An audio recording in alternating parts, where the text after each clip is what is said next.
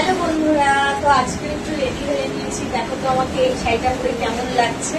এই শাড়িটা আগেও দুবার পরেছি আর আজকে পরছি ফটো তোলার জন্য। কেমন লাগছে আমাকে জানাবে। ও কি তুমি এত সুন্দর করে সেজেছো, এখন তো বৃষ্টি আসবে। সেটাই তো দেখছি, কালকের মতনই একই অবস্থা। তো দেখো আজকেও একটু রেডি হয়েছি, ছবি তুলবো আর ভিডিও করবো বলে। এদিকে আকাশের পরিস্থিতি প্রচন্ড খারাপ, দেখি আজকে কি হয়। চলে যাচ্ছি মাঠের দিকে ছবি তোলার জন্য, অনেকদিন বাদে এদিকটায় আসলাম।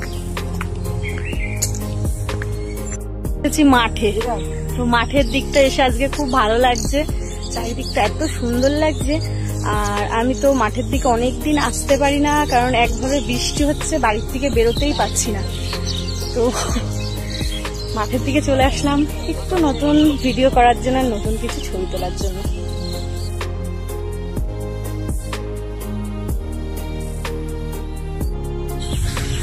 দেখো ছবি তোলার জন্য কোথায় চলে এসেছি, মাঠে চলে এসেছি ছবি তোলার জন্য। সাথে কিছু ভিডিও না দিলে হয়, তোমরা বুঝবে কি করে আমি কোথায় এসেছি।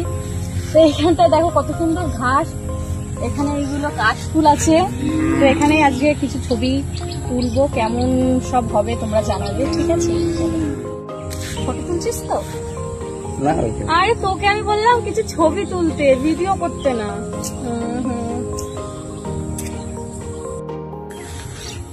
বসে বললা কেন, ছবি তুলবো না? অনেকক্ষণ ধরে ছবি তুলছি, ভিডিও করছি, ক্লান্ত হয়ে গেছে আর খুব গরমও লাগছে। আর আকাশটাও এদিকে থমথমে হয়ে আছে, জানি না কখন বৃষ্টি নামবে, কিন্তু প্রচন্ড আমার গরম লাগছে। আর একটু বসে নি, তারপর আবার ভিডিও করবো। তো ছবি তোলা হয়ে গেছে, কিছু ফটোশুট করলাম, সেগুলো হয়ে গেছে।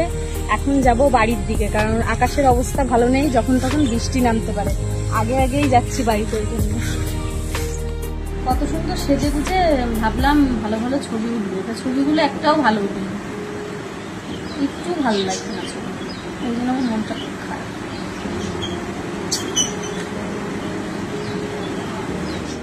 না ভিডিও মনের মতন হলো, না আমার ফটো মনের মতন হলো। ওয়েদারটা এতটাই খারাপ যে ভিডিওর মধ্যে কোনো কোয়ালিটি আসেনি, ছবির মধ্যে কোনো কোয়ালিটি আসেনি, একটু ভালো লাগছে না। তোমরা দেখে কমেন্ট করে বলো তো বন্ধুরা কেমন হয়েছে।